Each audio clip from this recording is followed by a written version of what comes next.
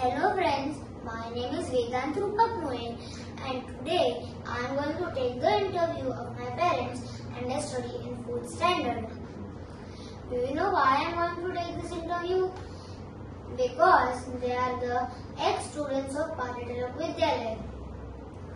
This is my father, Mr. Rupak Petramaditya Moen, and this is my mother, Mrs. Pooja Rupak Moen. Hello Vedant. Hello Vedant. Hi.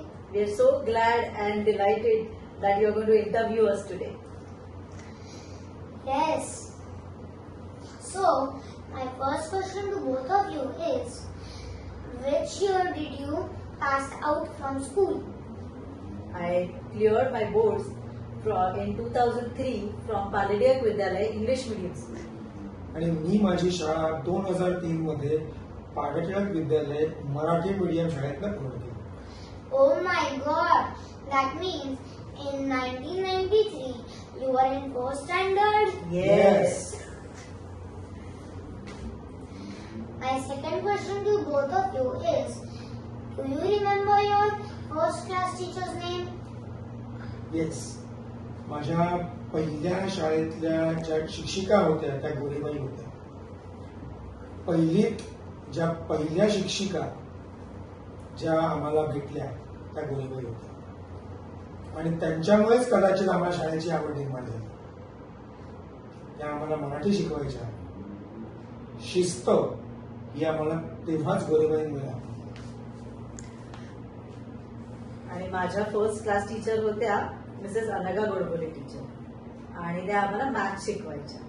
तसंच आम्हाला Nabar teacher, नंतर दिशा Gokhale teacher, अशा सगळ्या teachers आम्हाला होत्या आणि आम्ही सगळ्या आमचे जे काही सिक्रेट्स किंवा आपण म्हणतो ना ते सगळं आम्ही त्यांच्याशी जाऊन शेअर करायचं. Okay, my next question to both of you is, how was the school back then? आमची शाळा खूपच वेगळी होती. म्हणजे आज जी तुम्ही ICSE शाळा बघताय ना ती आमची प्रायमरी शाळा होती, म्हणजे प्राथमिक शाळा. आज आमची माध्यमिक म्हणजे सेकंडरी शाळा तुम्हाला बघायला नाहीये कारण ती डिमॉलिश करून तिथे आता नवीन शाळा बांधली. पण आमच्या शाळेत विहीर होती, तिथे आम्ही पोहायला शिकायलो. मोठं मैदान होतं जिथे आम्ही खेळायचो. व्हॉलीबॉल, कबड्डी आम्ही सगळं खेळायचो. आमची शाळा खूपच वेगळी होती. आणि माझी शाळा इंग्लिश मिडियम असल्यामुळे हीच शाळा होती, जशी आहे तशीच आहे. त्यावेळेला सुद्धा आम्ही खूप मज्जा करायचो. फक्त आता डिफरन्स काय आहे माहितीये की आता करिक्युलम स्ट्रक्चर बदललेलं आहे. आमच्या वेळेला अभ्यासक्रम वेगळा होता आणि आता तुमच्या वेळेला वेगळा आहे. तुम्हाला आता वर्कशीट्स आहेत, तुम्हाला प्रॅक्टिकल नॉलेज मिळतं. त्याच्यामुळे आता थोडं करिक्युलम वेगळं झालंय. प्लस तुम्हाला स्पोर्ट्स ऍक्टिव्हिटीज खूप वाढलेल्या आहेत. That's the difference. Okay, so my next question to both of you is, have you ever participated in any annual function? I never participated in any annual function. My only annual function which was compulsory though was in my senior KG. Yes, I have participated in all the annual functions in my academic career.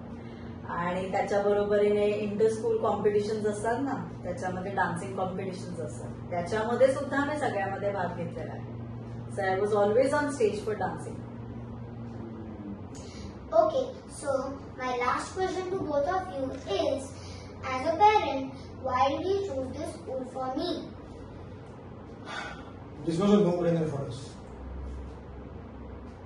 तुझे आजोबा म्हणजे तुझ्या मम्माचे बाबा आणि माझे बाबा दोघंही या शाळेत शिकले. तुझे दोन्हीकडचे काका आजोबा, तुझे मामा, तुझे काका आणि तुझी काही भावंड म्हणजे चुलत भावंड सगळे या शाळेत शिकले. Today you are the third generation who is studying in this school. You are fortunate enough to be in a legacy which running in our family since 1965. आणि वी आर शुअर की जे आम्हाला व्हॅल्यूज इन्कल्केट करून आलेले आहेत from the school, जे काही आम्ही या शाळेकडनं शिकलेलो आहे, तूही तेच त्या शाळेकडनं सगळं शिकणार आहेस. आणि वी आर शुअर की शाळा तुला it will give you the best possible values to be the best man in your life. Okay, thank you so much. Thank you for making this lovely interview so nice. Thank you, Vedant. Thank you. You're welcome.